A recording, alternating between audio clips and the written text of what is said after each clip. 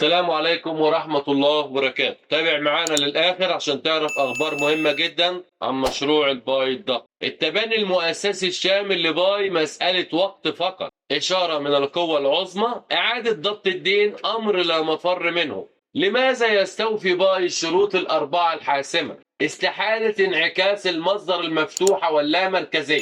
من الإمكان إلى الضرورة باي نقطة التقاء نهائية. يتضمن هذا الفيديو تحليلا تنبؤيا وقد تختلف عن النتائج الفعلية. إشارات من القوة العالمية. عندما حذر مستشار الرئيس بوتين من أن الولايات المتحدة قد تحاول إعادة ضبط الدين الوطني عبر العملات المستقرة، لم يكن ذلك مجرد كلام، فقد كشف أن حتى روسيا تدرك الحدود الهيكلية للأنظمة العملات الورقية القائمة على الديون. في غضون ذلك يبرز النقاش المفتوح لإدارة ترامب حول استراتيجيات سداد الديون أن البنية التحتية النقدية الجديدة لم تعد اختيارية بل ضرورية. تشير هذه التصريحات إلى أن قادة العالم يدركون الآن الحاجة الملحة إلى الأموال خالية من الديون، إصدار خالي من الديون، بينما تعتمد العملات الورقية على الديون السيادية يصدر باي بناء على العملة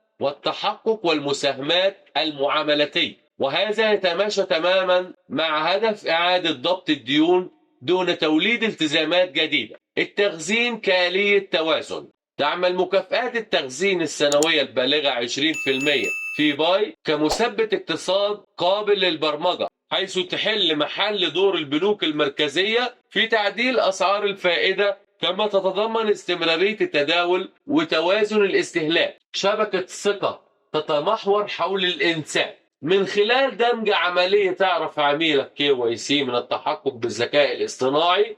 تضمن باي أن البشر الحقيقيون فقط وليس الروبوتات أو المضاربين هم من يديرون الشبكة. يلبي هذا التصميم المتطلبات المؤسسية للمسألة والثقة. وحدة معالجة مركزية موزعة عالميا. تتطور عقد باي إلى بنية تحتية حوسبية على نطاق كوكبي لتحل محل مراكز البيانات المركزية للشركات والوطنية. هذا لا يجعل باي مجرد عملة بل العمود الفقري للاقتصاد الرقمي، لا رجعة في المصادر المفتوحة واللامركزية.